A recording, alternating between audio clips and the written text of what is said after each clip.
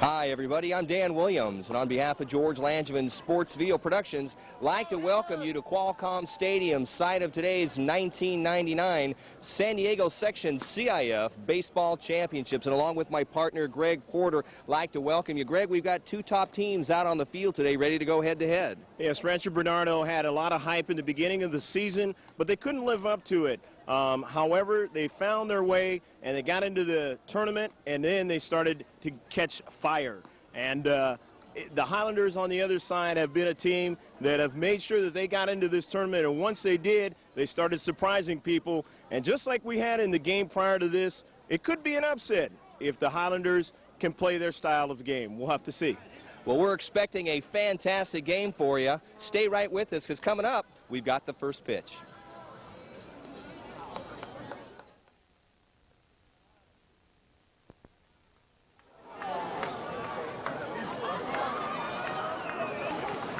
The Helix Highlanders have been designated the home team. They're out on the field, and let's take a look at the starting lineup for the Highlanders. At first base, number 21, that's Frank Lopez. At second base, moving back into position, number 2, Fernando Cortez. In the shortstop position, that's number 9, Sean Walker.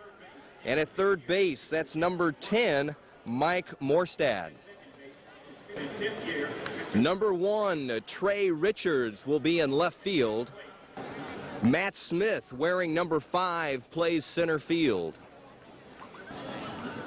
In right field, number 18 is Chris Nickerson. On the mound for the Helix Highlanders tonight, starting pitcher number 12, Jesse Brierly.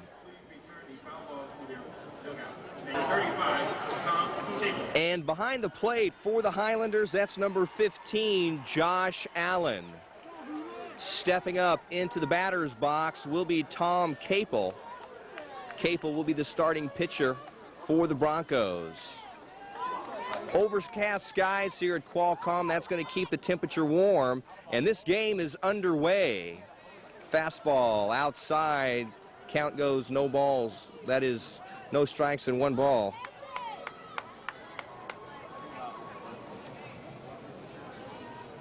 Pitch towards the plate. Again, just offside. 2 balls, no strikes is the count.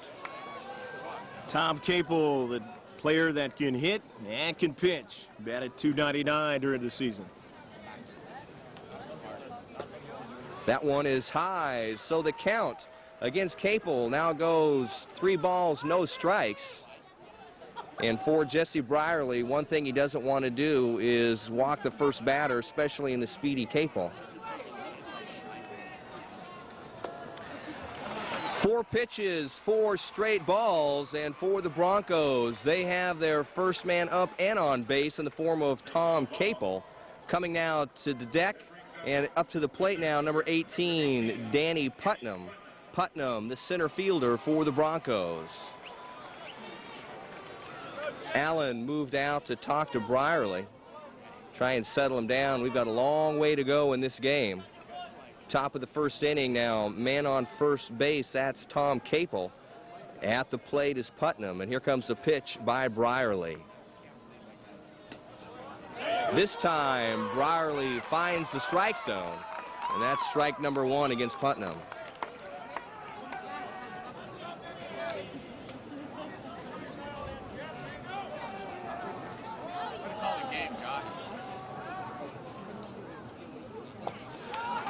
Off-speed pitch called strike number 2 against Putnam.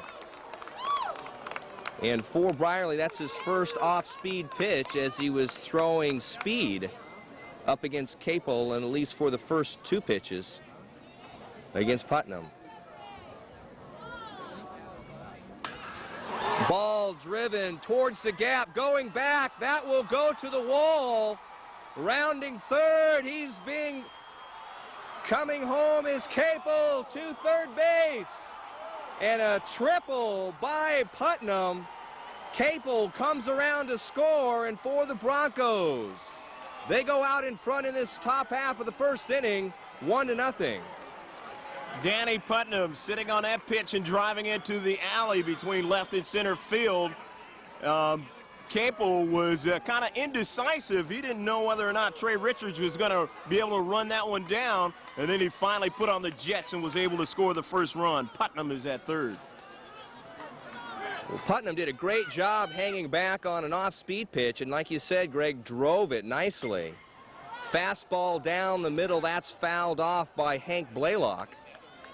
Count will go no balls, one strike. So nobody's out. On third base is Danny Putnam. He had a hard shot that gave him a stand-up triple, and now at the plate, Blaylock. Nice block by Josh Allen. Jesse Brierly needs to make sure that what's happening in this first inning does not get to him early. He needs to settle down and just get into a groove and find a way to get some outs right now. Off-speed pitch. Blaylock just going to take a little bit of the side and kind of get a better grip on the bat, see what he can do to try to drive this ball and get his teammate in. 1 ball, 2 strikes is the count. Bouncer towards the hole, moving to his right was Sean Walker. It was a slow ball towards the hole. By the time he got there, the speedy Blaylock was at first base. Coming in to score is Putnam. And still with no out, you got the Broncos coming out on top with the lead 2-0. They actually had Sean Walker shading on that play over towards the second base bag, and this time it worked against them as it is 2-0 and the easy base hit.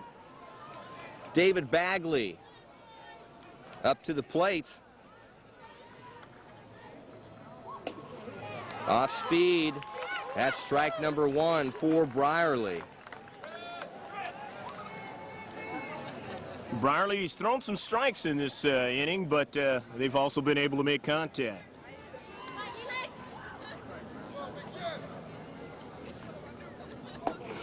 This time it's low, 1 ball and 1 strike. The one thing that you don't want to do is to have the Broncos jump out in front early, and right now Helix getting themselves into a little bit of a hole right now, down by 2 runs with nobody out.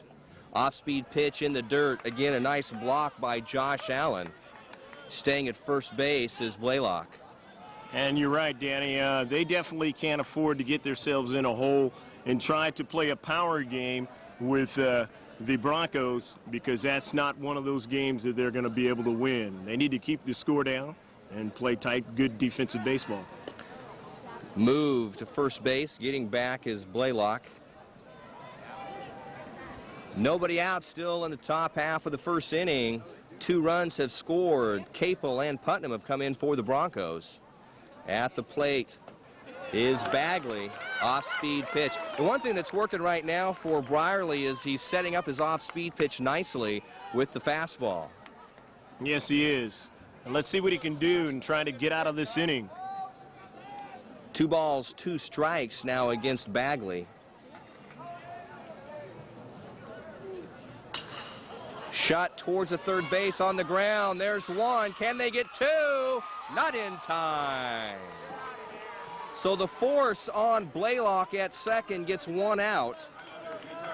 Bagley able to beat the throw on the relay. So Bagley will be safe at first base. There's now 1 out. And up to the plate is Dave Georges. Georges, right fielder for the Broncos. Well, Bagley ran pretty well on that, and on the slow roller, it's tough to turn the double play on a slow roller. Swing and a miss by Georges. Well, playing on a full regulation professional field, you got a long throw from third base. Exactly, Dan. Another off-speed pitch. Allen doing a nice job of staying down and digging those balls out. That's the 3rd block he's had here in this first half of the inning. But as you mentioned, that the fact that it's a regulation field, a lot of these guys are going to be playing college baseball, maybe junior college, or playing with a Division I college, might as well get used to it here. Well, you got to believe that as these athletes come out onto the field, they've got to be a little bit in awe looking at this stadium. They've probably been in the seats to watch the Padres play. You bet. It's just an honor for these guys to come out here and just play on this field. But you know what? I think they want to win, don't you? Oh, you better believe it. No doubt about it. That's a memory that you'll have for a lifetime. Playing in the big house. Off-speed pitch again, down low. 2 balls, 1 strike against Georges.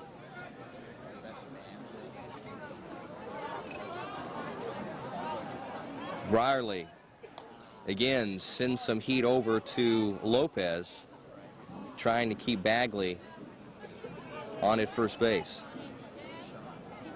Georges is a player that batted .407, had 5 home runs during the season. He'd like nothing more than to continue the onslaught here in the top half of the first inning. Well, I think if you look at some of the stats, you'll find the names of some of these Rancho Bernardo players spattered all through there. They've definitely got some power. Nice off-speed pitch by Brierly. A big swing and a miss by Georges. So it's 2 balls, 2 strikes. Albeit Georges has power, it's not going to be very easy to hit one out of here unless he strokes it down the line. 327 down the left field line. And down the line, taken by Lopez, and not in time to throw. That was a hard liner on the ground, taken by Frank Lopez. Gets the out at first base. That's out number 2. The throw not in time, so moving over to second base is Bagley. And now coming to the plate is Matt Wheatland. Wheatland, the first baseman for the Broncos. 2 outs, top of the first inning. Broncos 2. Highlanders will be coming up shortly.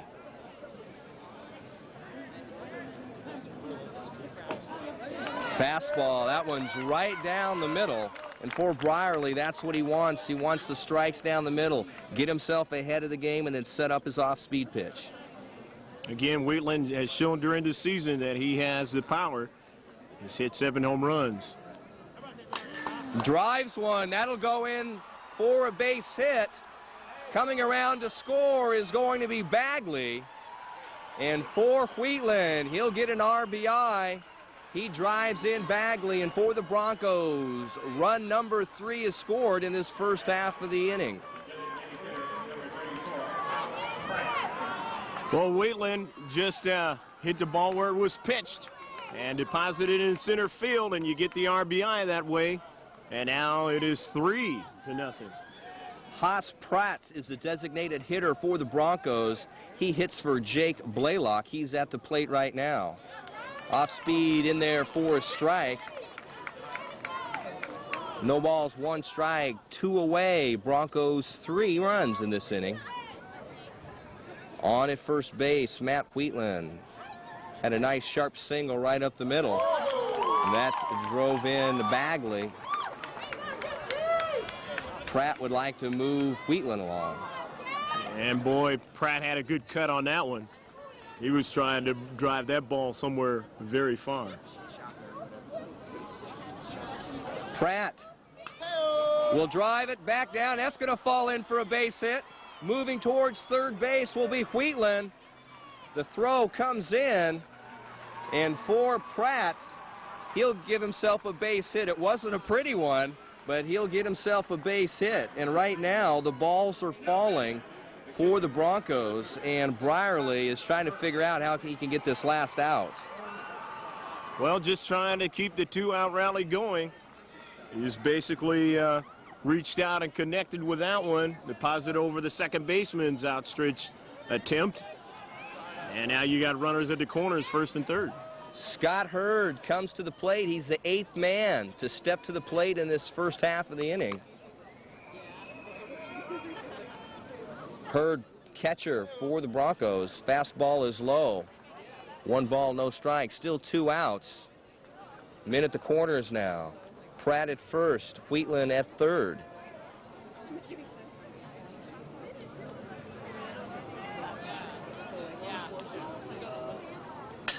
Sharp single, no! Nice play by the second baseman, Fernando Cortez. Robbed Scott Hurd of, looks like, a single. That was a nice play by Cortez. He just reached out, followed the direction of the ball, and shut down this inning, thankfully, for the Scots. With 3-run score, and we move into the bottom half of the first inning with the score Broncos 3, Highlanders coming up to bat.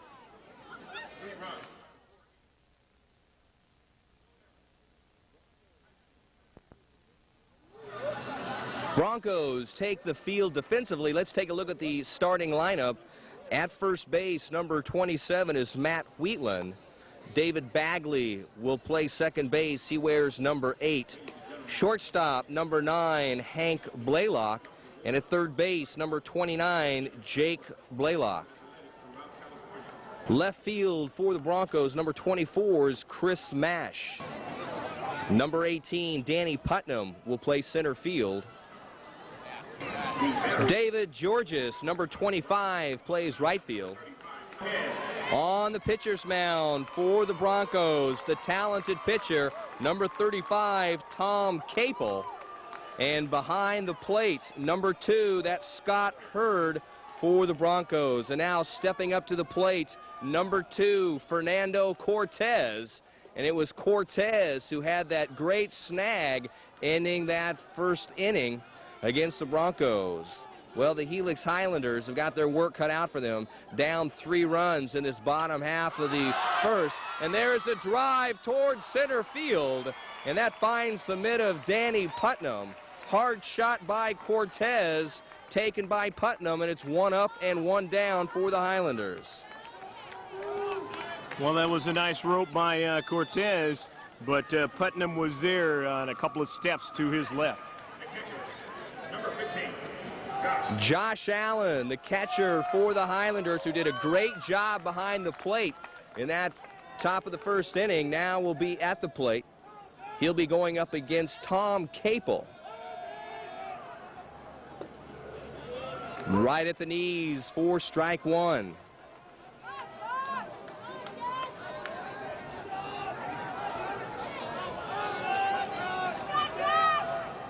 Off-speed pitch, a big swing and a miss by Allen. That one was set up by the fastball right before it comes right back, Capel does, with an off-speed pitch. And for Allen, it's now no balls, 2 strikes. Strike 3 called. Well, Capel starting off exactly what he wanted to do. And 2 batters up, 2 outs. Now stepping up to the plate is Mike Morstadt. Nice bit of pitching there, Capel, showing he has a good curveball and he has able ability to take a little bit off of it. Morstadt. Off-speed pitch down low. Ball 1.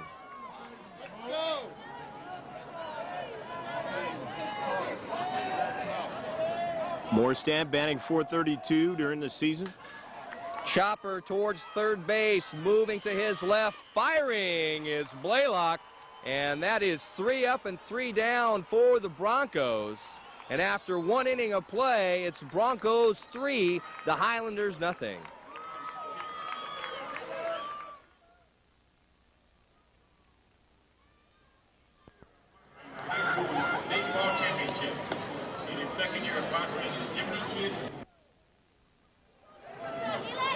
Leading off in the second inning, 24 is Chris Mash, left fielder for the Broncos.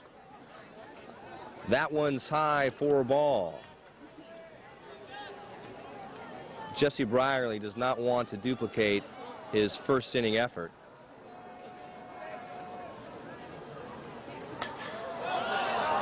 up in the infield. Calling for it is going to be Lopez, and he'll take it for out number 1. Moving was Allen and Brierly, but big Frank Lopez called everybody off and took the out for himself. Yeah, and Frank has that deep voice, and he made sure that his teammates knew he was coming down the line to connect with that defensive putout. Tom Capel now comes back up. This will be his second plate appearance. Fastball is high. Well, Brierly certainly didn't have any help with Lady Luck. There was a couple hits by the Broncos that just found the open areas where there were no defenders. Of course, that's what you want to do, but you take a look at what happened to the Highlanders. And the defense was there for the Broncos, especially on that great snag by the second baseman. And Dan, if you're Jesse Brierly, you want to make sure that you pitch Tom Capel carefully here and make him work at the plate this time. You don't want him to get aboard by virtue of the walk. Well, Capel drew a walk his first time up, and right now it's 3 balls, no strikes to Capel. That's ball number 4. For the second time, it's Capel drawing a base on balls. And Danny Putnam will come up.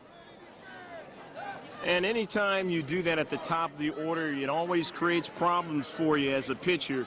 And really, Jesse's got to bear down now. So Capel at first base, 1 out. Danny Putnam. He'll take the pitch. It's going to be high.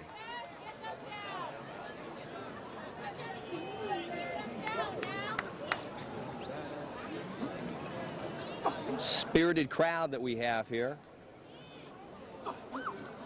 Fans, friends, family. Low, ball 2. 2 balls, no strikes against Putnam. And again, he's falling behind on Putnam here. And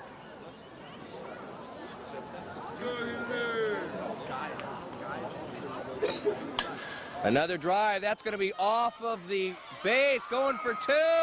Not in time. Lopez could not hang on to it. The ball took a wicked hop off of the pitching mound.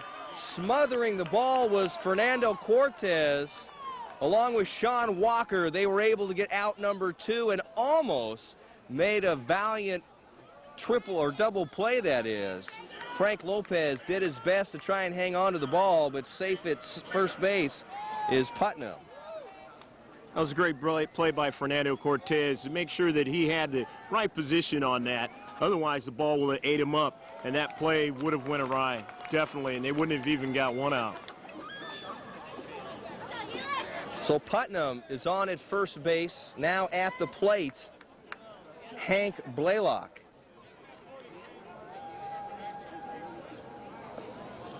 Ball is low. 1 ball, 1 strike, 2 outs.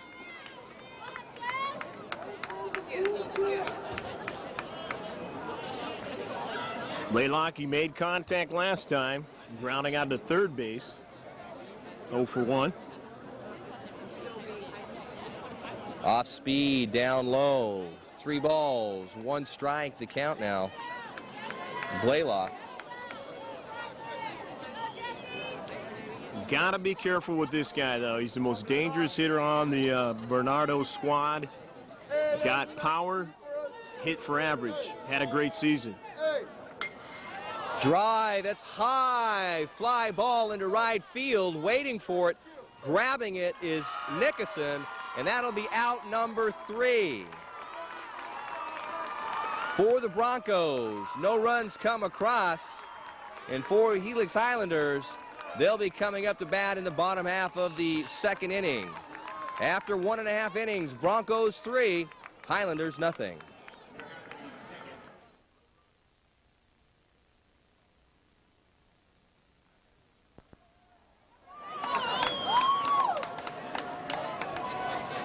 Coming up to the plate, Frank Lopez, first baseman. For Tom Capel, he had an easy 1-2-3 inning.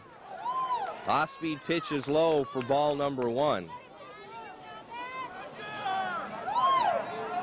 And the way Tom Capel finished it off in that inning, it gives you a little bit of momentum. It's up to the Highlanders to build on it. Strike right at the knees. 1 ball, 1 strike.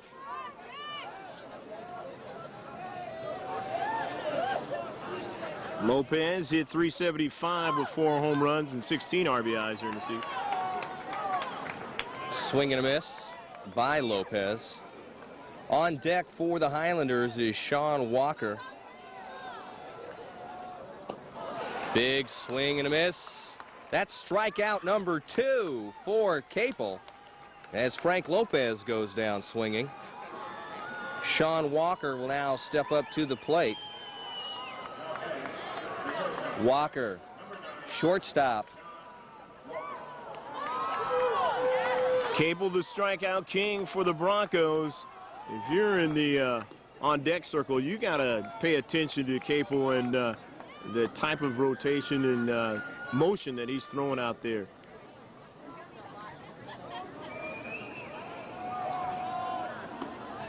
Fastball just low. 1 ball.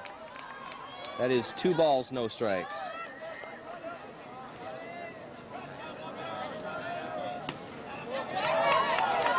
Three balls, no strikes. Capel not wasting any time. He'll get right back on the mound and throw another one. Yeah, he works rather quickly, and that keeps your defenders on their toes. Ball number 4 called, and so moving to first base is Sean Walker on the base on balls. Moving into the plate, Trey Richards, left fielder. Trey Richards batted .440, 7 home runs, 35 RBIs coming into the playoffs here.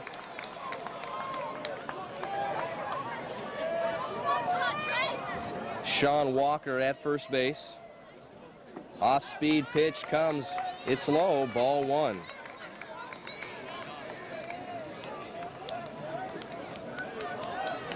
You're Trey Richards. You look for an opportunity to drive the ball somewhere and see if you can move the runner around. Fastball. Strike 1. 1 ball, 1 strike, 1 out. Bottom half of the second inning. Broncos out in front of the Highlanders by a score of 3-0.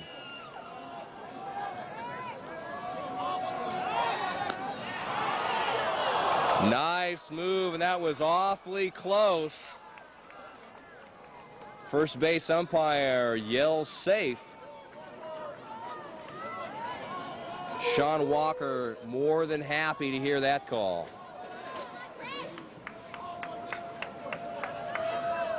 One ball, 1 strike, pitch on the way. It's on the line, moving around the base. Sean Walker. And for Trey Richards, he ropes one down the left field line. He'll have a stand-up double, and with 1 out, got runners at second and third, and now up to the plate for the Highlanders, Chris Nickerson. I had to wait and see if that ball was going to find the line or be foul, and I think it just found the line. Boy, did it. Trey Richards reaching out and pulling the ball down the left field line, and it rolls all the way down to where the pitchers would be warming up in Major League Baseball, and he finds himself a double. So with 1 out now, runners at second and third, Chris Nickerson takes ball number 1. And Nickerson right now would love to find a drive and bring in at least 1 run. That's going to drop in for a base hit. Coming to the plate is the throw. It's cut off. And there's an RBI single for Chris Nickerson. Right place, right time. Coming in to score, Sean Walker. Moving to third, Trey Richards. and Chris Nickerson with the RBI single puts the Highlanders on the board. Well, what's happening now is they're picking up on the curveball, and they're hitting the ball down a left field line, or they're hitting it out in left field.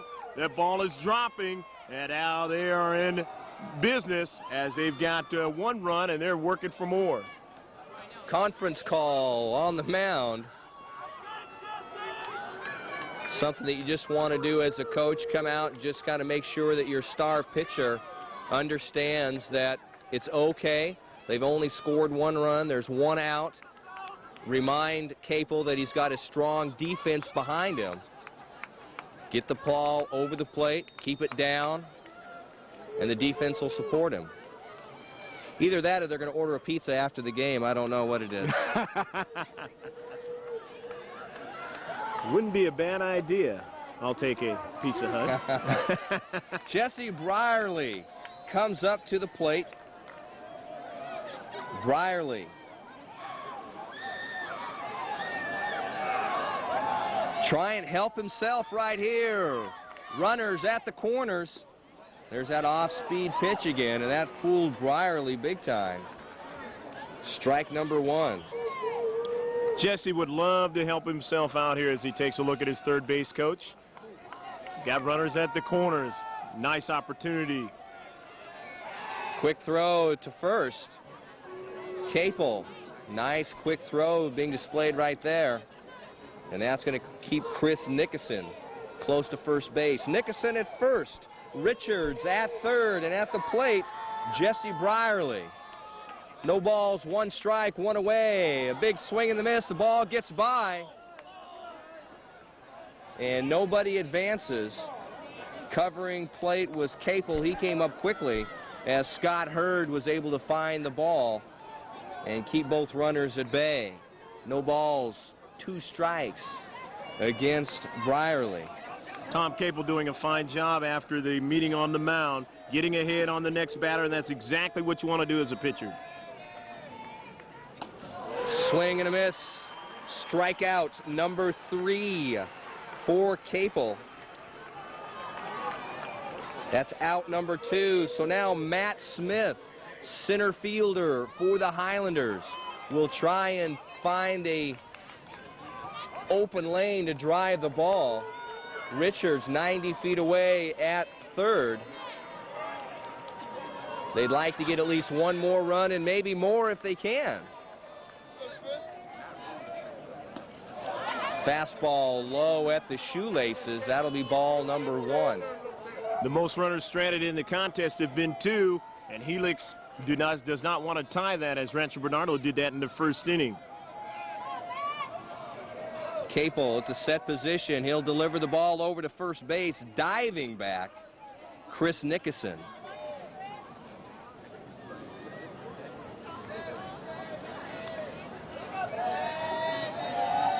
Capel just letting the runners know that he's got his eye on them.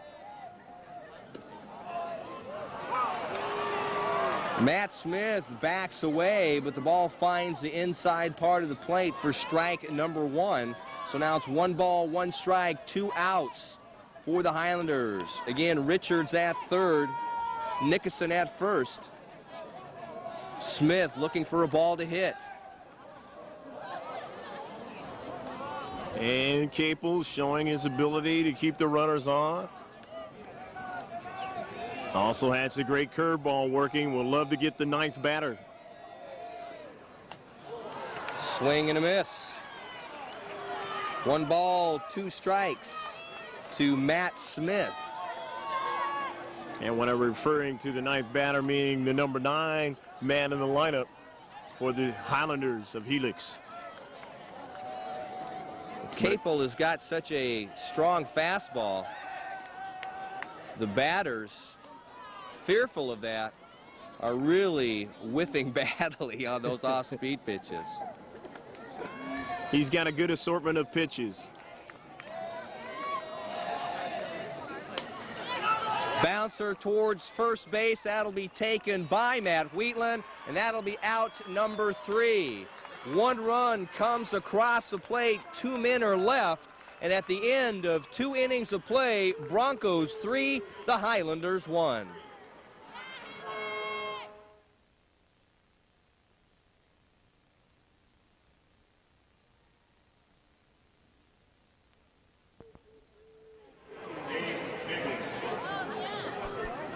David Bagley steps up and takes ball 1 from Jesse Brierly. Top half of the 3rd inning, score Broncos 3, Highlanders 1. Ball gets away from Allen, be ball number 2. He's a big home run hitter for the squad. He had 14 home runs, Dan. Batted .500. What a season.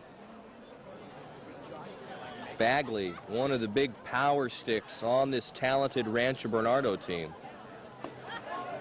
Right at the knees for strike number 1. 2 balls, 1 strike. Now the count against David Bagley. Again, if you're Jesse Brierly, you need to throw some good pitches and try and keep the score down if your squad is to have a chance to stay in this one. 3 balls, 1 strike. Now the count. Bagley drives one back, going back. That's off of the glove of Trey Richards. Moving into second with a stand-up double is David Bagley, and he got all of that one. That was a strong shot. That jumped on that. He hit that one at least 369 feet. Just missing and hitting it out of here. Boy, would that been a thing that he'll never forget. Who knows, if he gets hitting like that, he might be able to come back someday and play in this stadium as a professional. So Bagley gets a stand-up double. Dave Georges at the plate. He'll swing and take strike number 1. Of course, I should say by that time, he might be in the new one in the city. You're right. Padres looking towards building a new stadium downtown. Foul behind home plate into the stands. It's getting a little cooler here now as we move on into the evening. We do have overcast skies, but it's getting a little bit chilly out here. A very overcast, somewhat dreary June the 1st. What a way to start off the month of June, which is a summer month. 1 ball, 2 strikes to Georges. At second base is Bagley. Chopper foul. Georges out in front of that one. Brierly struggling at times with his pitches. He's finding up around the chest area, and that's the same type of pitch that Bagley burned him on when he drove that stand-up double just before Georges. So for Brierly, he wants to try and get that ball down, and that's ball number 2 now, up around the chest area. 2 balls, 2 strikes, no out. Top of the 3rd, 3-1. Broncos out in front. Nice off-speed pitch. Going down swinging is Dave Georges, and that's strikeout number 1 for Brierly. Obviously, Jesse was thinking that I could probably get him on the off-speed pitch, and it was a good decision by him. Anytime you're facing the number 4 and 5 man, you've got to be careful, and he made the right pitch at that time. Matt Wheeland at the plate. 1 out.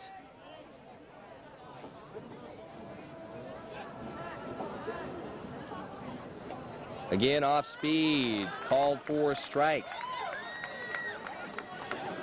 You are watching the 1999 CIF San Diego Section Baseball Championships. Of course, they're being brought to you by George Langevin Sports Video Productions, your leader in Game of the Week coverage. We're right here at Qualcomm Stadium. Broncos 3, Highlanders 1. Big swing and a miss by Matt Wheelan. And it really is nice to be able to do baseball again. Last time I was here, it was the 95 finals, which Rancho Bernardo was in against Mount Carmel. High pop fly, shallow right field coming across to the line, making the catch, tagging up, and the throw not in time.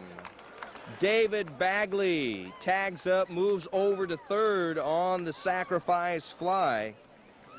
Out number 2.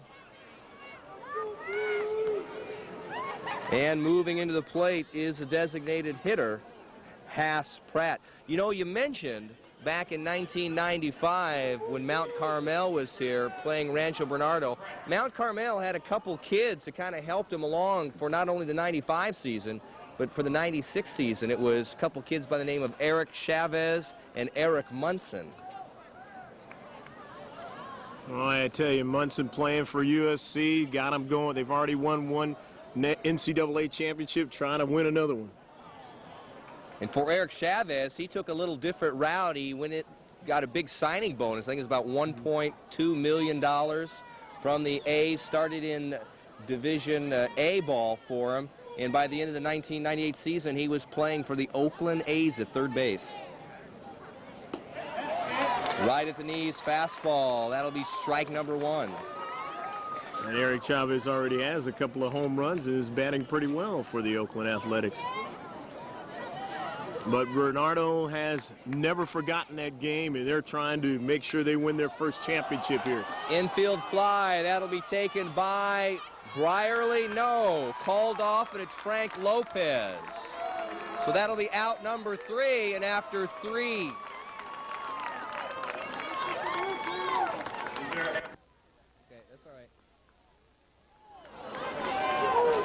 Bottom half of the third inning for the Highlanders. At the plate, Fernando Cortez, and a strike is called on a check swing. Cortez flied out to center field, and it was a hard shot. Really found some rope on the ball, but it was right into the waiting gloves of number 18, Danny Putnam. No balls, 2 strikes against Fernando Cortez. Fastball is high.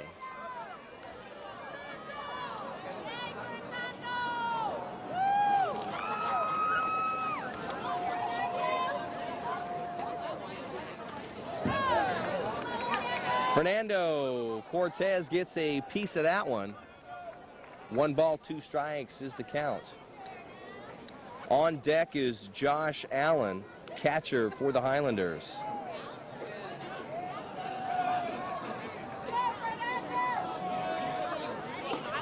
Off speed, caught looking. Strike 3 called against Fernando Cortez. And for Capel, send him up and he'll send him down. Josh Allen had his own struggles his first time up as he struck out. See what he can do right here as he sees Capel for the second time, way out in front of that one. That'll be strike number 1. Well, it was the last inning that they had the number 2 batter get on, and he ended up coming around and scoring. So that's one of the things that they would like to try and do, if not get more, here in this inning.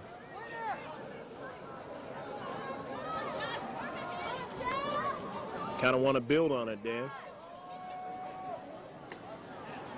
Again, nice curveball for strike number 2. So for Allen, he falls behind Capel. No balls, 2 strikes with 1 out in this bottom half of the third inning. A wicked curveball again, and Josh Allen goes down swinging. That's out number 2.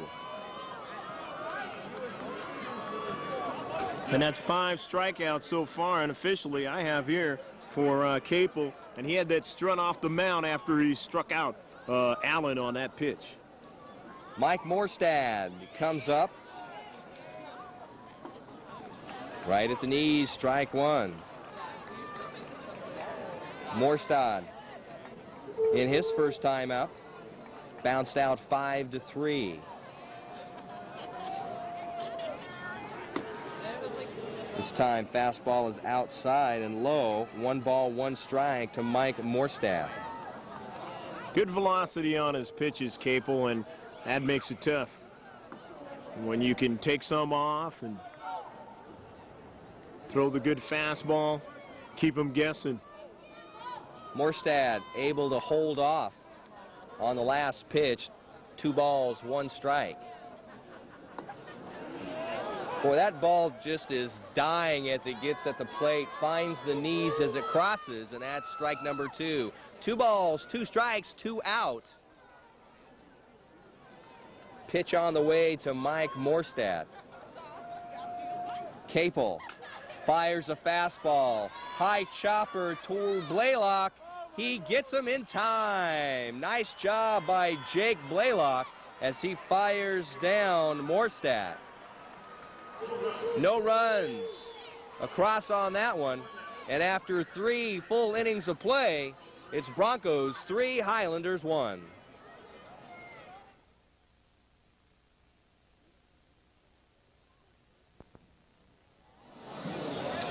You're looking at number 21, first baseman for the Highlanders, Frank Lopez. And when he speaks, you got to know that everybody listens. He's called off a couple balls in the infield, taking them all by himself. At the plate, number 2, Scott Hurd drives one high right into center field, and that'll be taken by Matt Smith. He got underneath that one and sent one sky high. Matt Smith doing a good job of tracking the ball down. That'll be out number 1 for the Broncos. You know, Scott Hurd, Dan, has hit the ball well twice. He line drived out the first time at bat, and then this time he again makes good contact and driving it pretty good to center field. Strike called against Chris Mash.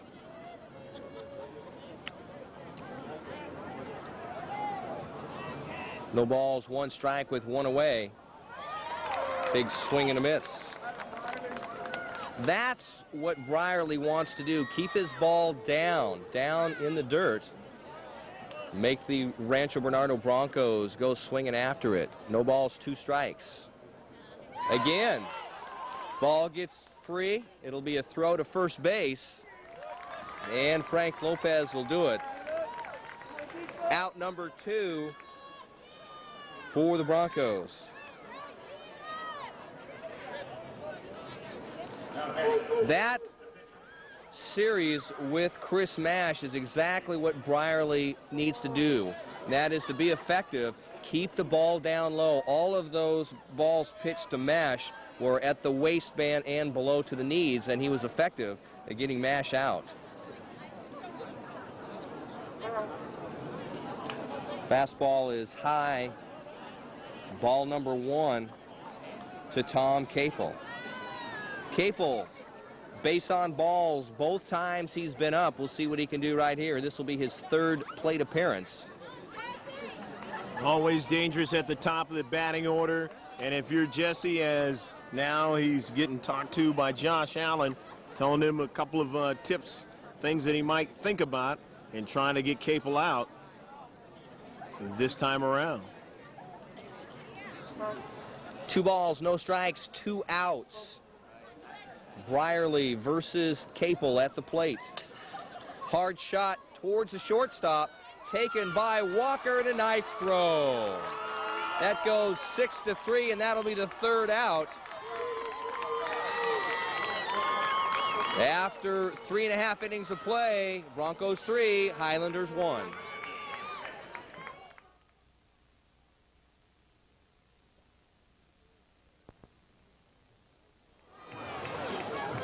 Bottom half of the 4th inning, and taking over play-by-play duties, it's Greg Porter. Hello again, everybody. It'll be Frank Lopez followed by Sean Walker and Trey Richards here in the bottom half of the 4th inning. And, of course, the Highlanders down in the contest by a score of 3-1. Would like to try and see if they can get some more off of Tom Capel.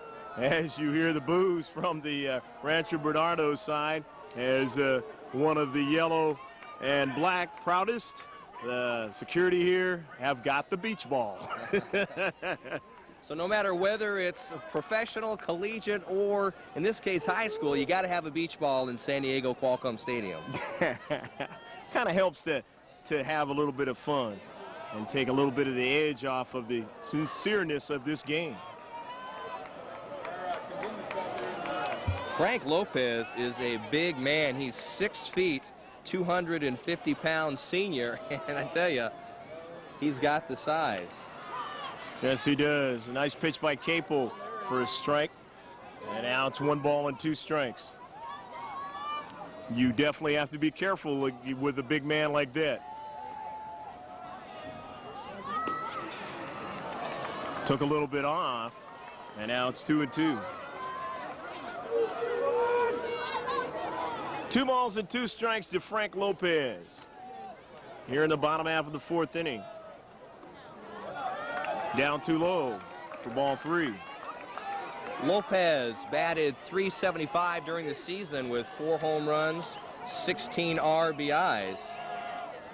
And good fastball gets Lopez, and another strikeout. I believe that's 6 now for Capel. He had 111 of them, I believe, during the regular season.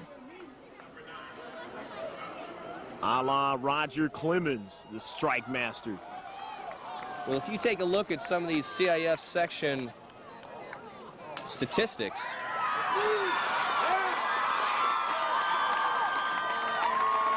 and a nice base hit straight up the middle. Tommy Capels fell off the mound trying to get that one behind him, but that was just a rope into center field.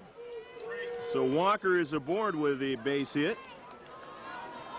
Capel did all he could to try and put a glove on that ball, but it found the open lane right up the center field line. And now here's the dangerous Trey Richards, who had a double down the left field line the last time up at bat.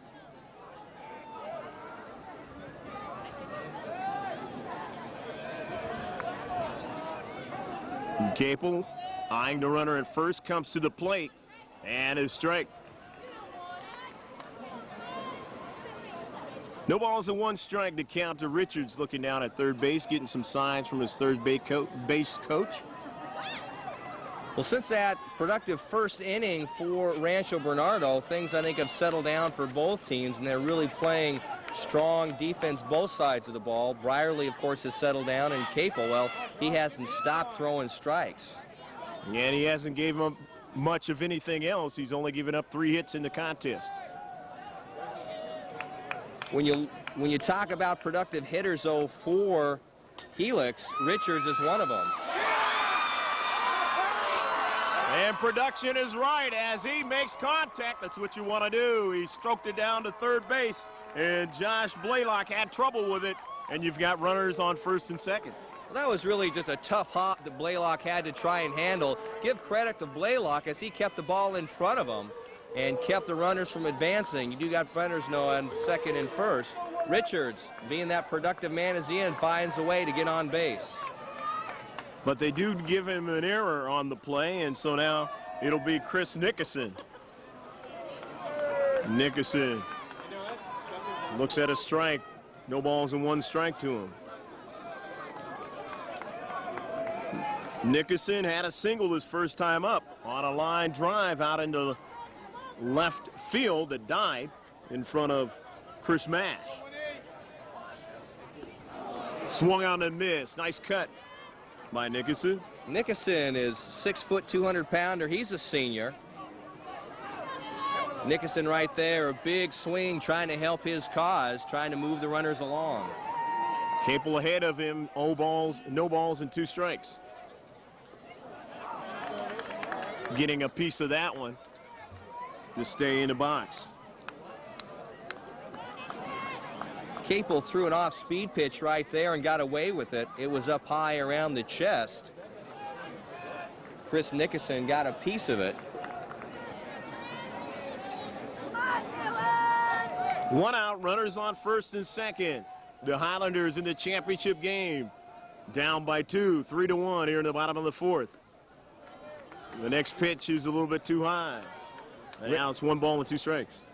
Tom Capel could get his 32nd win of his career in this Division I Finals game. If he does that, he'd rank 2nd in section history, only behind his former teammate Jason Burney, who had 33. A swing and a miss, and nice job behind the plate of catching that one, Scotty Hurd. Tough ball to catch, but he made the play. 2 outs now.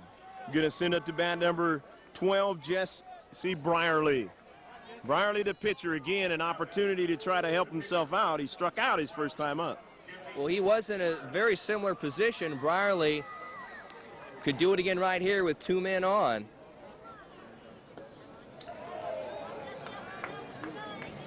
Don't want to strand runners on if you can possibly help it. And he's got a runner in scoring position, of course, down at second base, and is Sean Walker.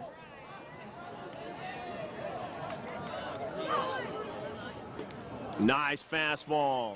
Couldn't catch up with that one. 1 ball and 1 strike.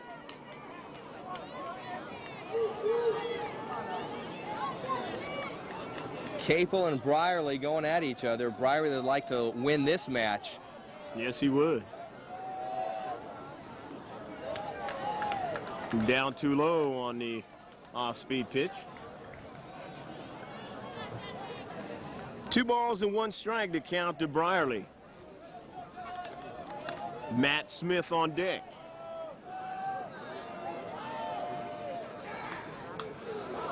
And the right-hander rocks deals fouled away. Definitely Capel threw some heat on that one. Yes, he did. Brierly able just to get a piece of it.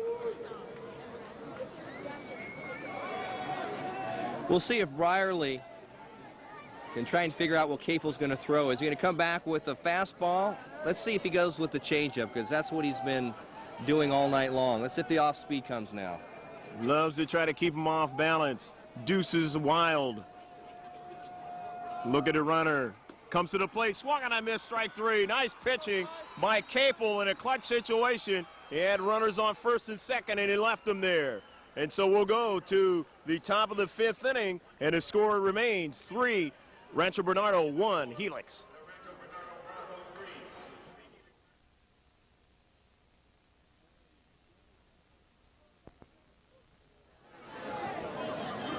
And Danny Putnam will stand in for the Broncos. Putnam looks at the first one for a ball, 1 ball and no strikes. Here in the top half of the 5th inning, Putnam has scored once and been out on a fielder's choice in 2 trips.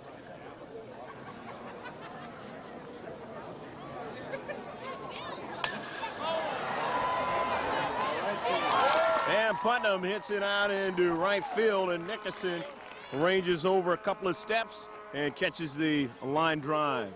Chris Nickerson did a great job of getting the jump. He had to move a little bit to his left, but he had to beat on the ball the whole way, found his glove easily on that hard shot. And that was his left. Nickerson making a nice play. Here's Hank Blaylock. Blaylock takes the first one for a ball, 1 ball and no strikes. Brierly continues to be effective when he keeps the ball down right at the knees. Blaylock swinging and skying this one behind home plate and into the fans watching behind the big net.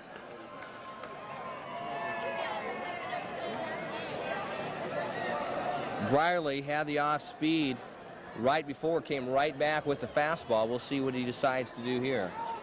Sign being given by Josh Allen, the catcher. And that one's a little bit high. Some of the fans here feeling that this is like a major league game and we get to keep the baseball, but it doesn't work that way. Yeah, they're on a school budget around here. You got to remember that. Nice grounder down to short, and nice tag by Frank Lopez as he goes by. Good job by Frank Lopez to get Hank Blaylock as the throw was up the line. Nice play.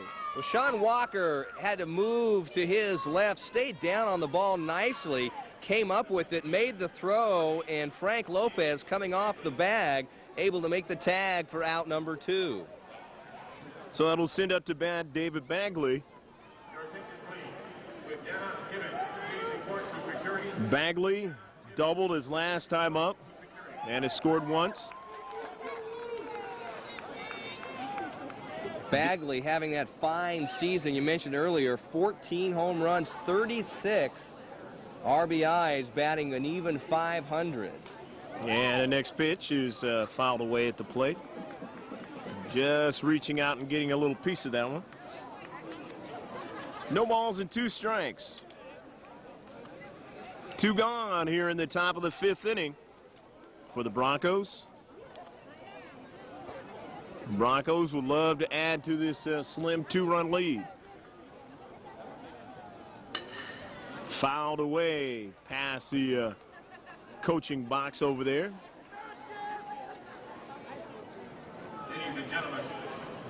During the 1999 season, you had Blaylock with 34 runs batted in. Also, Richards had 35. They were right towards the top of the entire league stats.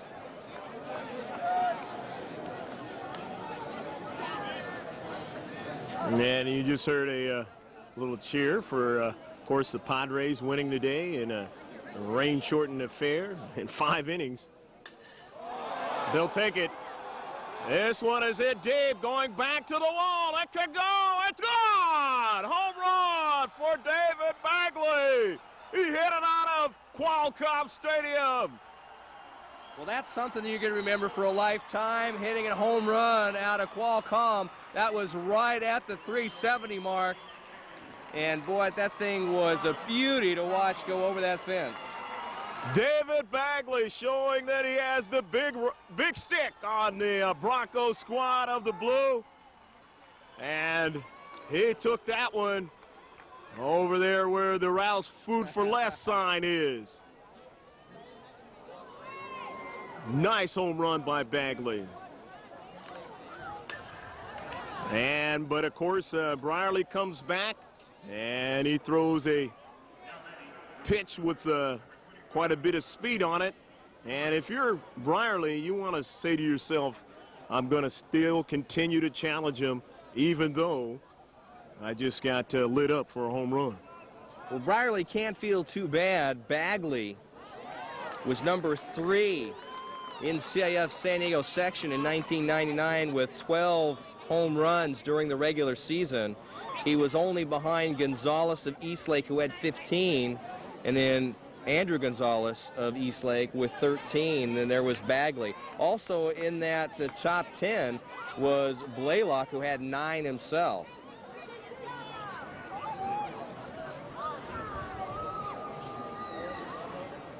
The next pitch to Georges, who's a little bit outside. Now they count 2 balls and 2 strikes to David Georges. Bagley was in the top 20 statistically for batting average during the 1999 season. Georges grounds one down to short. Tough hop, stays with it, but cannot get Georges on the play. This Sean Walker.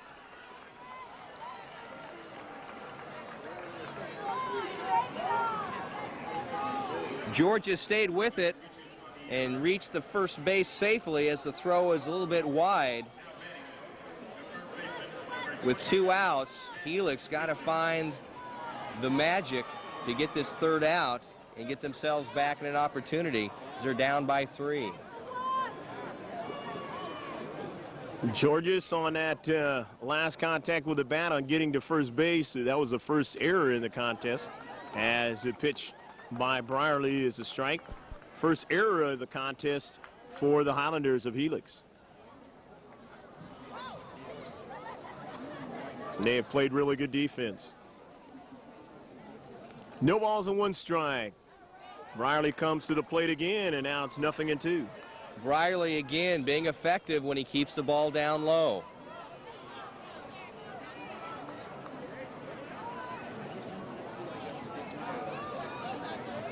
Wheatland Last time up, flied out to right field and staying with it, Josh Allen, but it was too late as moving down to second base was Georges. Well, Brierly threw the ball down low, a little bit too low, and Josh Allen had to get down and cover that ball up. Got loose, and that allowed Georges to move to second. But it was nicely done by Allen. Otherwise, he could have maybe took a couple extra bases on a nice pitch there. Brierly strikes out. Number 27, Matt Wheatland, and that'll retire the side, but they do get the home run by David Bagley, and it is now 4-1, Rancho Bernardo.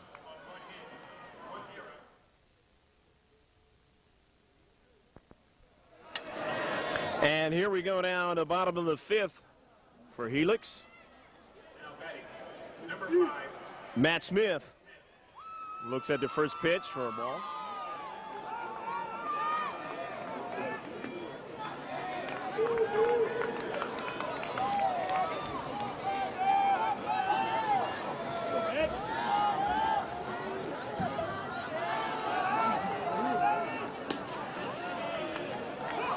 And the next one is a strike. 1 ball and 1 strike to count.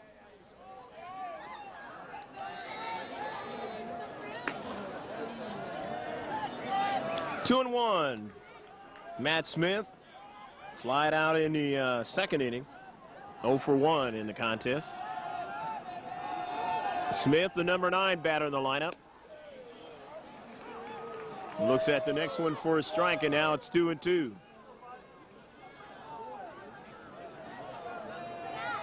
Matt Smith, one of the talented seniors on the Highlanders roster. And swung out and missed, and that's the 9th strikeout now for Tom Capel. Capel just blew that right by Matt Smith. And Capel just continues to fire on all cylinders as he records another strikeout. And now here's Cortez, the second baseman. He flied out in the first inning, and in the third he got struck out by an off-speed pitch by Capel. He's 0 for 2. 1 ball and no strikes as he looks at the first pitch outside. And Capel rocks and deals again, and this one's fouled away behind home plate. 1 and 1. Well, Rancho Bernardo knew that they would find themselves here at the big show for the CIF championship game, but it really wasn't the same story for Helix. And a good curveball. And now it's 1 and 2. 1 ball and 2 strikes. Helix in the playoff seeding was seeded 11th. The 1-2 pitch is deposited over the third baseman's head and into left field.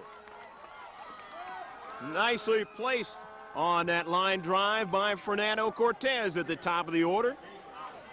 Well, Cortez did what he needed to do, and that's get on base, and he sent one over the outstretched body of Jake Blaylock. Went down the line. Chris Mash came over and cut it off. But for the Helix Highlanders, they've got a man on base with 1 out. And now Josh Allen steps in from the right side, and he has not had good success as he has struck out twice, has not made contact yet out in the field with the baseball as the throw goes to first base behind Cortez.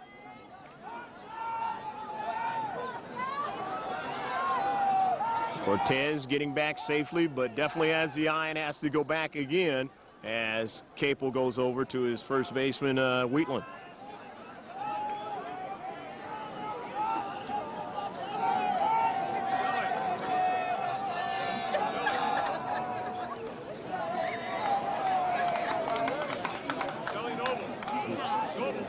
One ball and no strikes in the home half of the 5th inning for the Highlanders.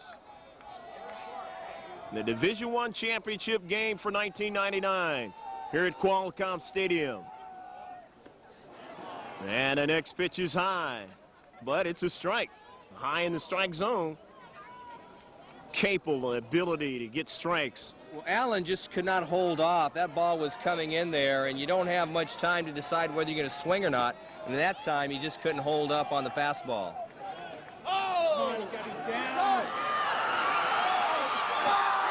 And they say they got Cortez. Nice sweep tag down there at second base. Cortez is out.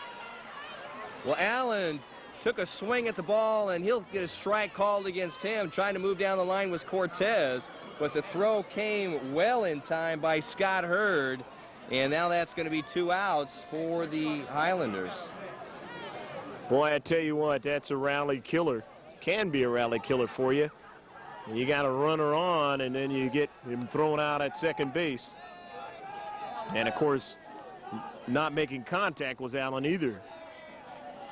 2-2. Now he just wants to protect the plate, Dan. Capel continues to throw off-speed stuff, and Allen right now doesn't know what's going to be coming. Right at the knees. Sawed him off at the knees, and down goes Allen and the Highlanders in their opportunity here in the bottom of the 5th. They don't get any runs or no hits, no errors. Actually, there was 1 hit and no errors, and, of course, nobody left. 5 complete. It's still 4-1. Rancho Bernardo.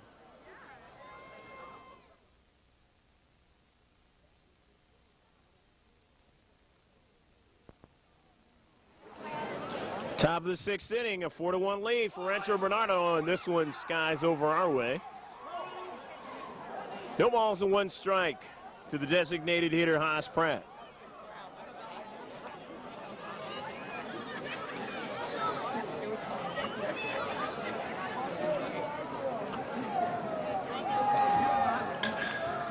Pratt takes the next one down the third base line, just foul.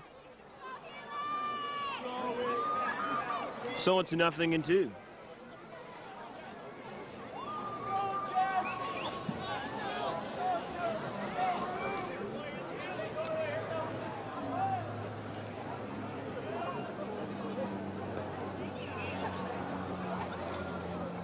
Next one down too low.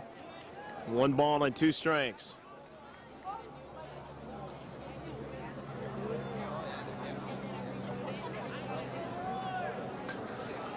And a 1-2 pitch, getting a hold of that one, but fouling it away is Pratt. Pratt doing a nice job right now of fighting off some tough pitches being thrown at him by Jesse Brierly.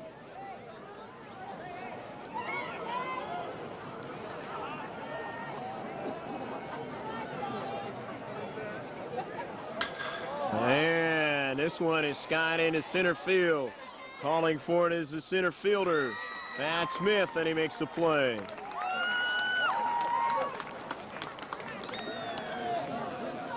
So 1 gone here in the 6th inning. And now here's Scott Hurd. Number 2, Scott Hurd. Hurd is hit a line drive for an out in the 1st inning, and then in the 4th inning, he flied out to center. 1 ball and no strikes to him here.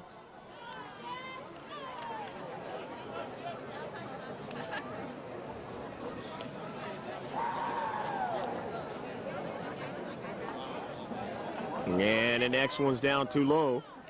And now it's 2 balls and no strikes.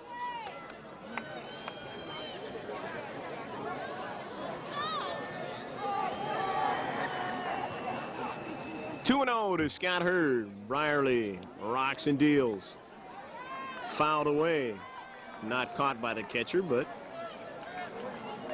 it's not a 3rd strike situation, so it's 2 balls and 1 strike now to count.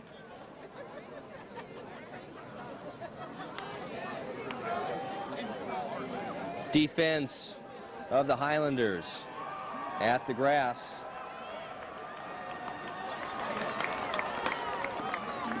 Nice pitch on that one.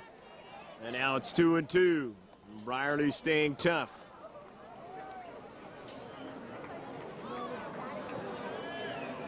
Two and two.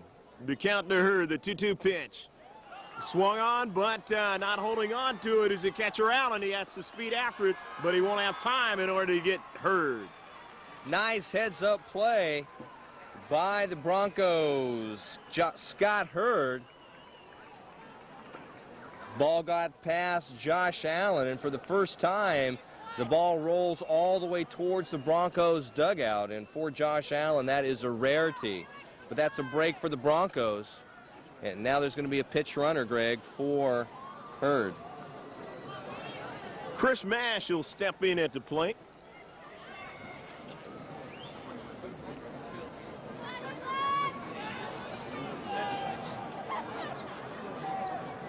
Mike De La Rosa running now at first base for Hurd.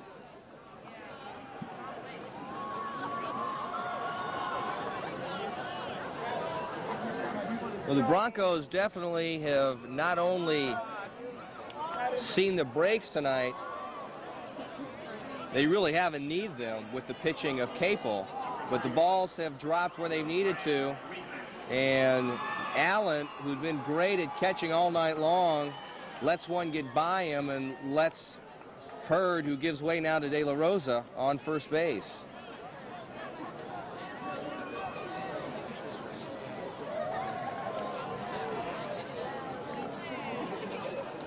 Chris Mash grounds one down to short. Shortstop can't make the play. Runner's safe at second, and Mash is safe at first. Once again, tough play. Sean Walker moving to his left, trying to gobble up the ball. Couldn't quite hang on to it. Tried to flip it over to Fernando Cortez. That wasn't good. Then the throw went to Lopez, and that wasn't good. Everybody's safe. Fernando Cortez had the same play come to him, and he had made the play to at least get the out at second, but this time Sean Walker could not do the same thing. And we go to the top of the batting order. Here's Tommy Capel, and there's going to be a timeout here as the manager wants to talk to Jesse Brierly. We'll take a breather. It's 4-1 Rancho Bernardo here in the top of the sixth inning.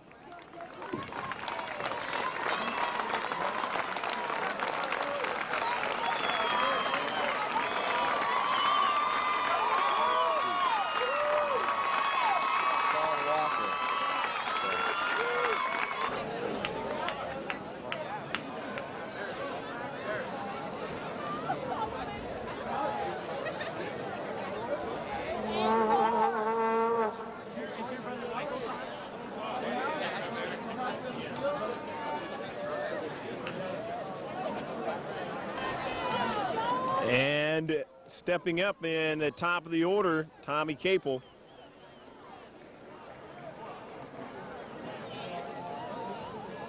Now pitching is Sean Walker, and the first pitch is fouled away. Bright spot in the pitching staff that's on board now, Sean Walker. Rancho Bernardo and Helix met in the Hilltop Morse tournament at the start of the season. It was Sean Walker going the distance and beating Rancho Bernardo by a score of 7-3. So Sean Walker knows how to handle Rancho Bernardo, and he wants to shut him down to give his team a chance to come back and score some runs. Albeit, Dan, it's a different situation, though, when you come in as a reliever and you really don't get a chance to warm up. We'll just have to see how Sean handles the situation here. And a nice pitch, as he has come out throwing strikes already, Dan. He has got a nice movement towards home plate and definitely has some strength in that arm.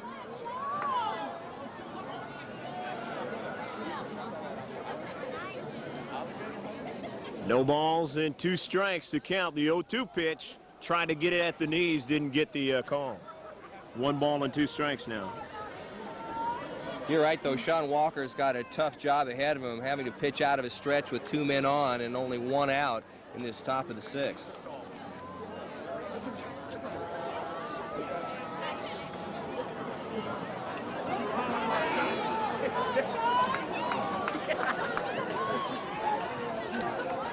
Key situation. Walker Really help his team out here getting out of this jam. And Capel could really present a situation for himself to break this game open. Leading by 3 runs. 3 balls and 2 strikes to count to Capel. Well, the defense of Helix has changed all around with Sean Walker moving to the pitcher's mound. The 3-2 delivery is roped into left field. This one going over towards the line, and it bounces off the wall. 1 run will score for the Broncos. They're trying to get another one. Here's a play at the plate. The tag, and he's out of there. Trying to score the 2nd run was Chris Mash, but making a nice play was Josh Allen, and a good relay by the Highlanders, and it cut down that opportunity for a 6th run for RB. Well, the coach had Rancho Bernardo on the hit and run. Both of the runners were going as the pitch was made. And for Tom Capel, he's done it all tonight. He comes up with the stand-up double. Runs continue to come in. And for the Rancho Bernardo Broncos, they continue to pour it on here against the Helix Highlanders. Nice defensive play there by that defense behind Sean Walker. Well, the relay came in, and Josh Allen took the throw from left field and was able to make the tag on one of the runners. Putnam with 2 outs, trying to keep it going with the runner in scoring position at second base. 1 ball and 1 strike to count to him. Trey Richards has moved to shortstop from left field. Sean Walker is on the mound. Cortez moves over to shortstop. Nice pitch by Sean Walker. 1-2. 2 down in the 6th inning. Marstadt moves over to second base. He came from third base, so they have moved everybody around. Yes, they have. The 1-2 count is down too low, and now it's 2 balls and 2 strikes.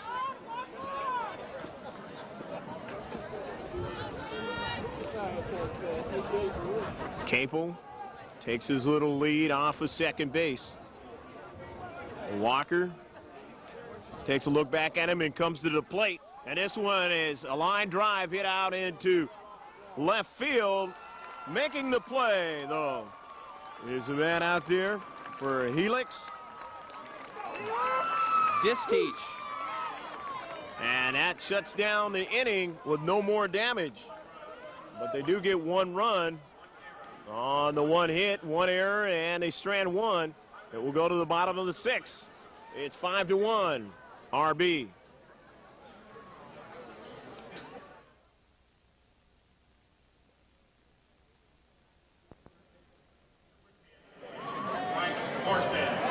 Mike Morstand will lead it off. He'll be followed by Frank Lopez and Sean Walker. If the batting lineup is still the same as it was after all those changes.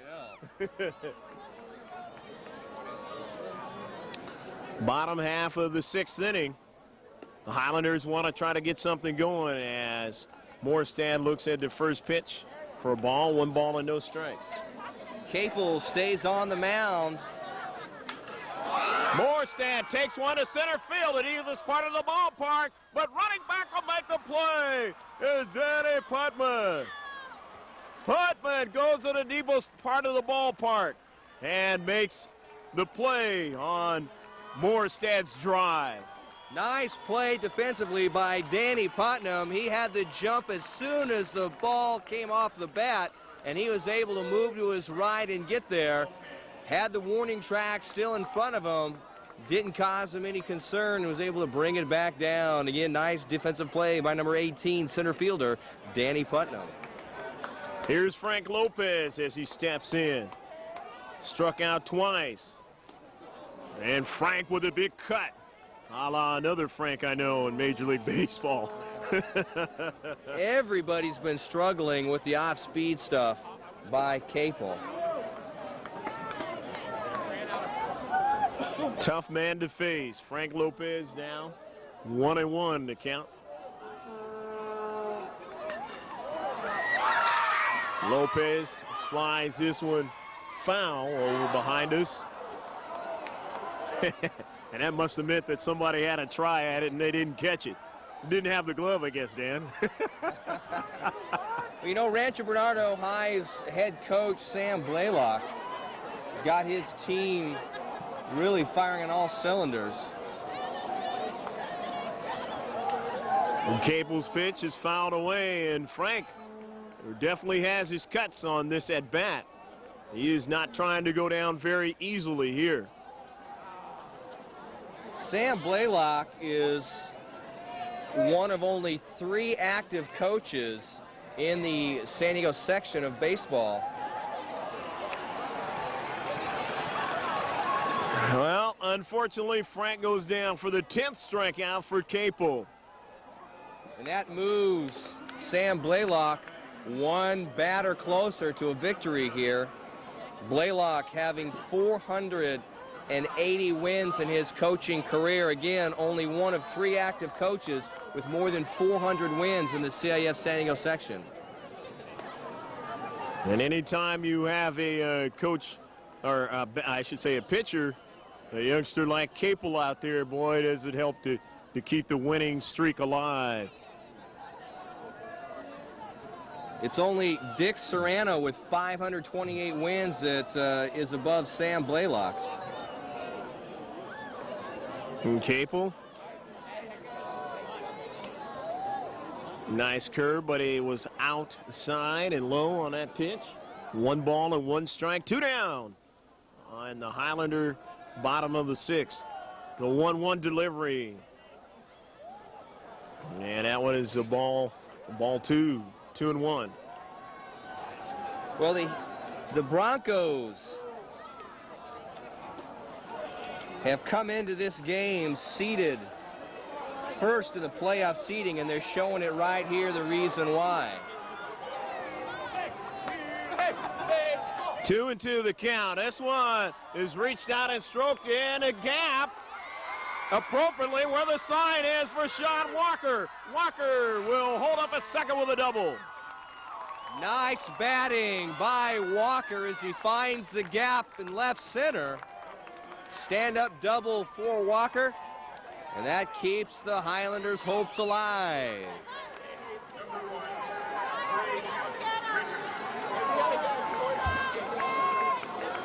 So Walker doing a fine job to try to reach out and get some happiness here in this inning. Trey Richards had some magic his last up bat. He was able to get on and move the runners. Let's see if he can do it again. Richards with the big strike zone up there. Tall young man. Always an advantage for the pitcher in a strike zone. Richards had a double his first time up. Then he got on board on an error. But he'll take getting on board any way he can.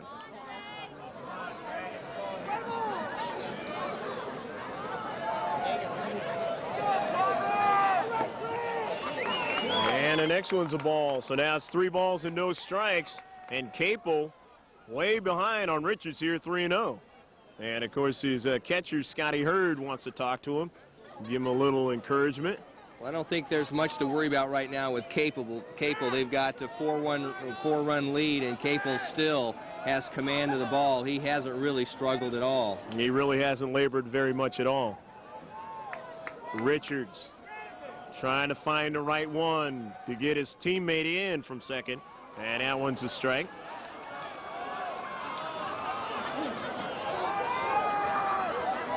Not uncommon to take a pitch and when you're ahead 3 balls and no strikes. The 3-1 delivery, you knew he was going to sit on that pitch, and he hits it deep into right field in the corner. 1 run will score. It's now 5-2. Richards is motoring around second. Richards wants a third, and he'll hold up at second. Now he's got to try to get back, and he's out of there. A great play by the Broncos as they noticed Richards was indecisive, and they cut down a possible big inning here.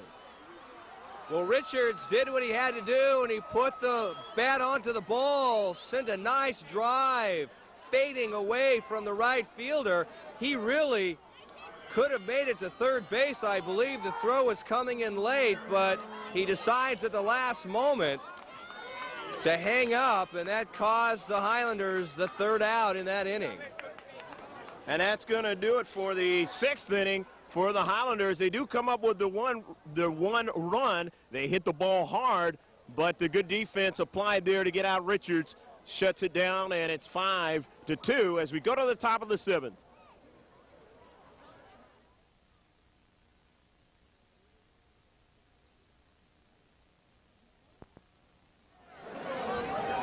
And here we go on the top of the seventh with number 9, Hank Blaylock. Blaylock hits this one deep to right field. It's going to go. Home run, Hank Blaylock. He hit it out in right field, and that's a second home run for RB. Well, if there's a knockout punch in baseball, that one might be it right there by Blaylock. He takes the first pitch and drives it over the right field wall.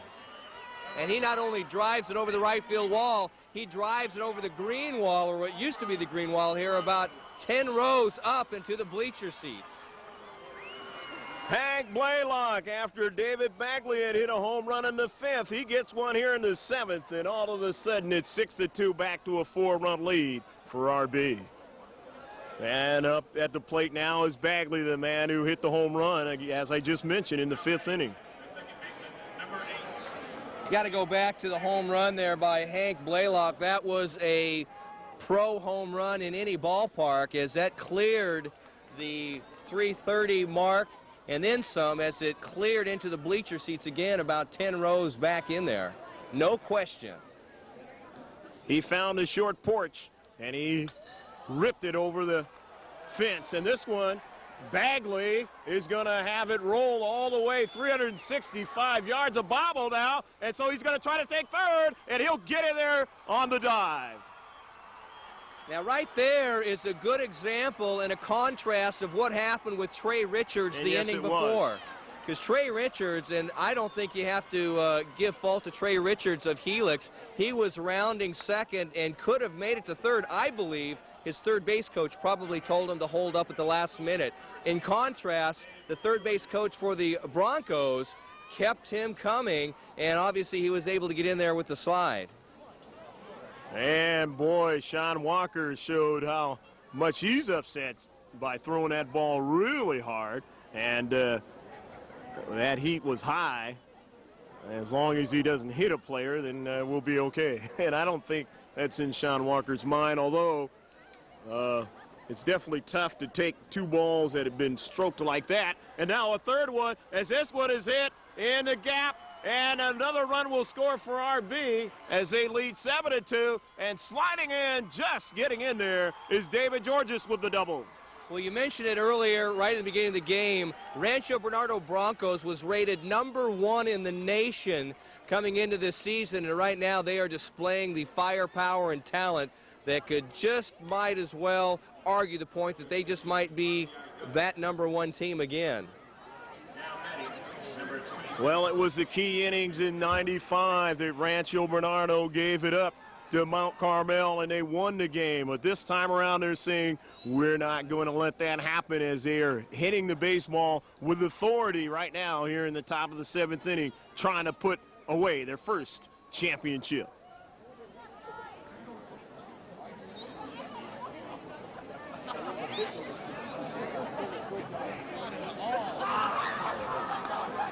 The next pitch to Matt Wheatland is swung on a miss. Georges standing at second base after he connected nicely for the third straight rope off of Sean Walker. Well, it seems right now they definitely have Sean Walker's number. And now stepping out of the batter's box is Matt Wheatland. Walker, who had success against Rancho Bernardo earlier in the season, right now struggling. Matt Wheatland hits this one hard and into center field. And that will add another tally, and it is now 7-2. as Matt Wheatland has shown that Sean Walker is not fooling anybody right now. Sean Walker is now going to see the coach come out onto the field. We'll see what happens. It is 8-2, correction on that score, and coming out to talk to Sean Walker, of course, as you see there, and we're going to take a break. We'll be right back. An 8-2 score. Rancho Bernardo leads in the championship. And now stepping in is Tommy Serino for Matt Wheatland. Serino in the 6th position of the lineup for RB. Well, Rancho Bernardo couldn't do it against Mount Carmel in 1995, but they have come back strong. And here in 1999, with an 8-2 lead in the top of the 7th, they have all but closed the door on this Helix team. And that's what you want to try and do anytime you get to the championship game and you weren't successful. If you have the great coaching and the belief in your squad, you want to come back again and make people forget about that last time that you were in there and didn't get what you wanted. I think most of the kids on this Rancho Bernardo team have stayed focused all year long, not thinking of negatives such as the 95 season. It wasn't a negative by any means. They were just beat by a better team that one time. But Rancho Bernardo in 97, 98, now 99, displaying why they are one of the top-ranked teams in the country. And becoming that division power to finish out the 90s here, Division I. As that one was fouled quite nicely, and again, they send a player off the bench, and he is making contact trying to get around. On the pitches of Sean Walker. Walker comes to the plate and fouled away. Rancho Bernardo 12-2, first place in the Palomar League. They were 20-6 overall. Enjoying a great night of baseball at Qualcomm Stadium tonight at the expense of the Helix Islanders. And the next one is dribbled down to second base. And looking at the runner to go to second, but he decides to make the smart play and go to Frank Lopez and record the out, as they need one now in this inning, as it has not been easy for the defense, as Walker had not fooled anybody until he finally get the ground out. Here's Haas Pratt, or rather Scott Hurd is actually up there. Hurd is in the record books for CIF and batting records. He had a 15-game hitting streak for Rancho Bernardo in 1997. Hurd, one of the more dependable and consistent batters for this talented team. There's really not a weak part of the lineup for Rancho Bernardo.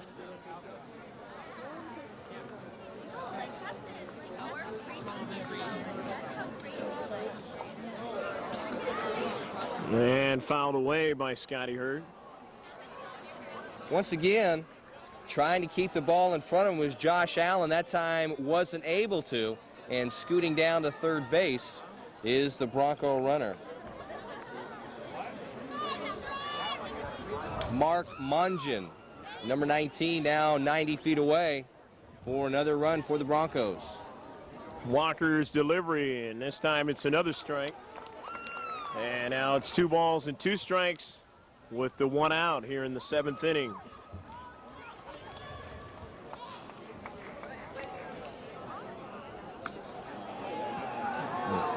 Well, since 1980, Helix has been at this finals game 3 times. They won 1 time. That was 1988. Helix beating Santana 1-0, losing the other 2 times against Mount Carmel. 1982, they lost 10-9. 1989, they lost 19-15. That was a great game. Lots of action in that one. Sean Walker going to have some fresh baseballs to throw.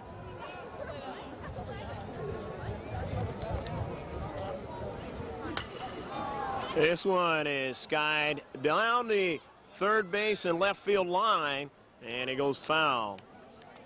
Chasing after it. Rancho Bernardo got here by beating in the first round Grossmont. Helix was able to get by Bonita Vista. Then in the quarterfinals, it was Rancho Bernardo 13-5 over Valhalla, while Helix outlasted Carlsbad 7-5. In the semifinals, Rancho Bernardo beat Rancho Buena Vista 7-2. And Helix swung on a miss. Good pitch by Walker, and he strikes him out. Helix able to beat Granite Hills 4-3. That one had to go into extra innings. Granite Hills being upset by Helix, that was a story in itself. Granite Hills thought they were easily going to get into this finals game with Rancho Bernardo. Chris Mash in up there, the number 9 batter. And if you're Walker, you want to try and do whatever you can to get this man out, because you don't want to go to the top of the order and face Capel again.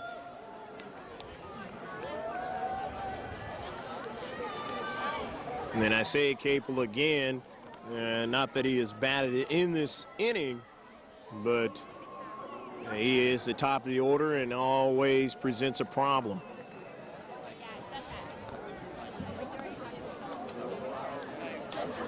And the next pitch is a good one. Good location on that, as it's fouled away by Chris Mash. You have such a little time to decide when to swing that bat at that time. That was down, down low and going after it.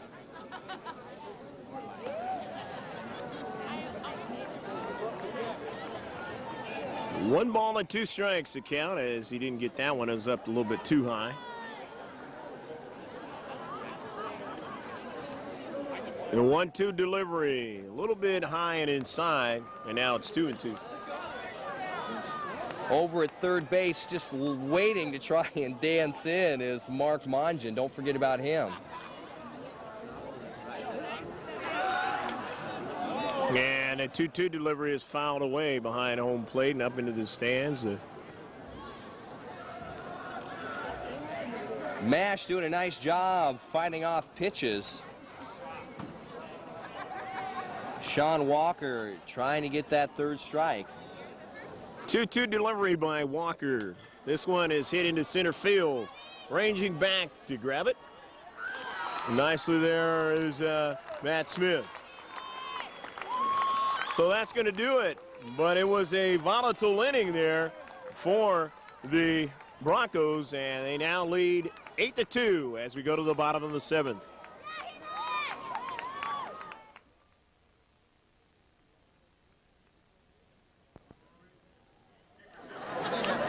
The bottom of the 7th inning, the all-important inning for Helix, as they are down by 6 runs and they need a mega inning in order to tie this game or go ahead. And if they can't do it, the championship will be handed to the Broncos of Rancho Bernardo High School. Well, Capel stays on the mound, so what better way to lead them to a victory is to keep your ace pitcher on the mound. And then a grounder to second is gobbled up, and 1 down.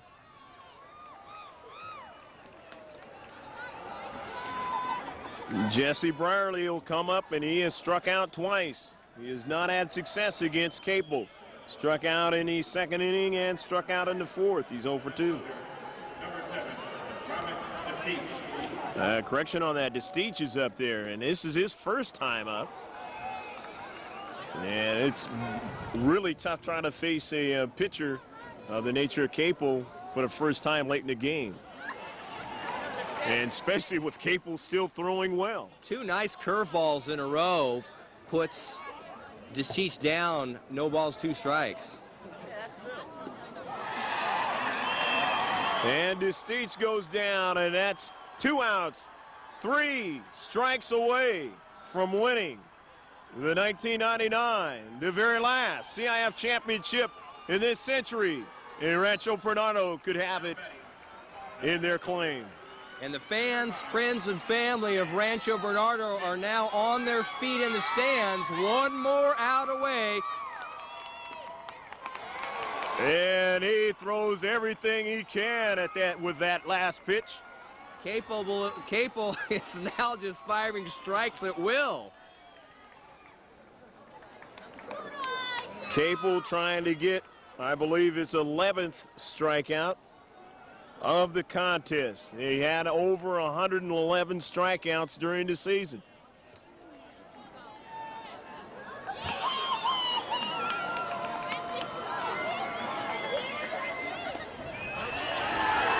Undoubtedly, in games like this, there are scouts watching those who are participating in these contests. And there's no doubt they'll be paying attention to Mr. Capel. One ball and two strikes. One strike away. The 1-2 pitch fouled away as Matt Smith staying tough. Well, Smith stays alive for at least one more pitch.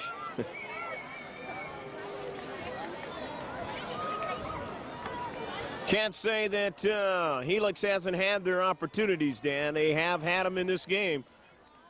But Rancho Bernardo's done the right things, and a grounder to second, and that is a championship for Rancho Bernardo High School for 1999 as they win 8-2 on Tom Capel's nice pitching performance and the good defense and strong offensive, a couple of home runs for the Blue. The Broncos had it all. Strong pitching by Capel. He goes the distance. They had good defense when they needed to, and they showed the Wood the power as they hit a few home runs and just pounded the ball out of the park today. Well, Rancho Bernardo wins the championship, but they had to play a gallant Helix club that came in here, again, had their opportunities, but just could not capitalize. And good luck to them next year. Rancho Bernardo celebrating out onto the field. Coaches are out there as well. And you can see that both of the teams now just waiting to congratulate each other, the Highlanders and Rancho Bernardo, of course, very jubilant. And we're going to have some comments from those who participated in the championship game of the Division I CIF baseball here at Qualcomm Stadium right after this brief break.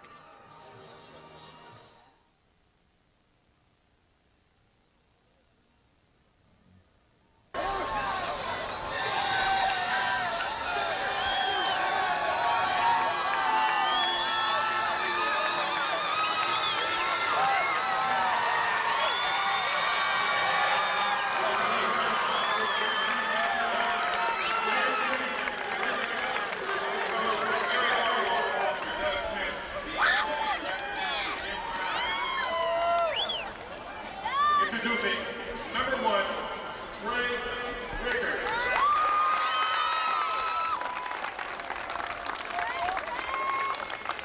Number 2, Fernando Cortez. Stay out here and face the front. You can stand out there and light. Face the front.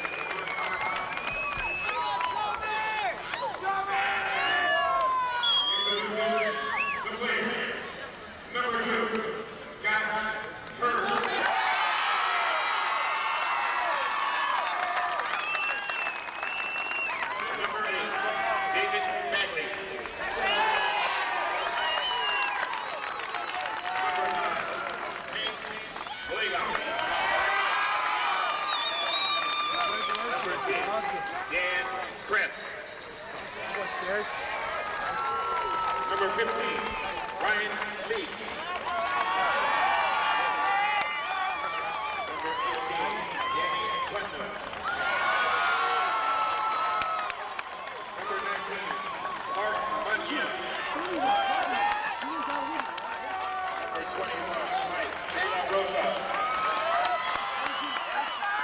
Number 22, Jim Spade.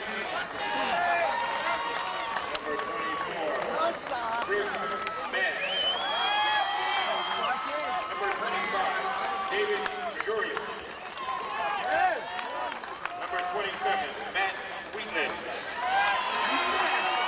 Number 29, Jake Blaylock. Number 31, Ryan Wheatley. Number 32, Tommy Serino. Number 34, Hop Pratt. And number 35, the next winning picker, Tom Cable.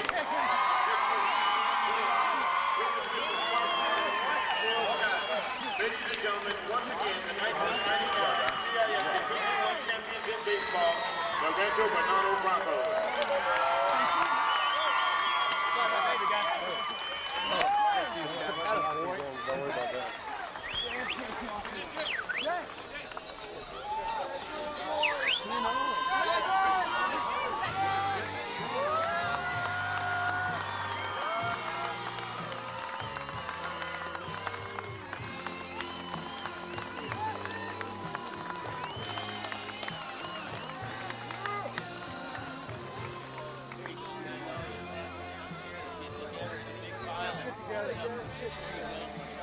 Where's Tommy at? Where's Tommy at? Tommy, get the center. Hold this up. Yeah!